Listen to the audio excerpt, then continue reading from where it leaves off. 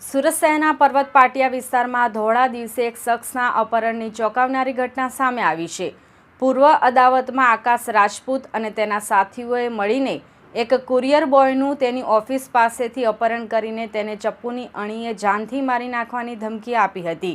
આ સમગ્ર ઘટનાના સીસીટીવી ફૂટેજ પણ સામે આવ્યા છે, જેમાં આરોપીઓ શખ્સને મારતા અને ગાડીમાં બેસાડતા નજરે પડે છે.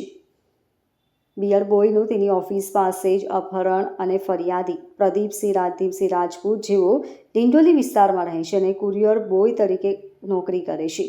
તેમણે પૂના પોલીસ સ્ટેશનમાં ફરિયાદ નોંધાવી છે. આ ઘટના 16 જાન્યુઆરી 2026ના રોજ બપોરે આશરે 1:30 વાગે પર્વત પાટિયા 4 રસ્તા પાસે ડીજી પોઈન્ટ એપાર્ટમેન્ટની સામે બની હતી.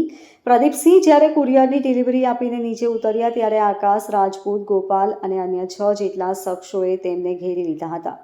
આરોપીઓએ તેમને ગાળો આપી ઢીકા મૂકીનો માર માર્યો હતો અને બળજબરીપૂર્વક બ્લુ કલરની સુઝુકી 4 વ્હીલ ગાડીમાં બેસાડી દીધા હતા. ગાડીમાં બે ઈસમોએ પ્રદીપસિંહની કમર પર ચપ્પુ રાખી તેમને જાનથી મારી નાખવાની ધમકી આપી હતી. અપહરણકારો તેમને મહારાણા પ્રતાપ ચોક, પૂર્વાચલ રેસ્ટોરન્ટ અને ડિંડોલી બ્રિજ નીચે ફેરવી અંતે કેસર ભવાની સોસાયટી પાસે ઉતારીને ફરાર થઈ ગયા હતા. Bureau report LK star news, Surat.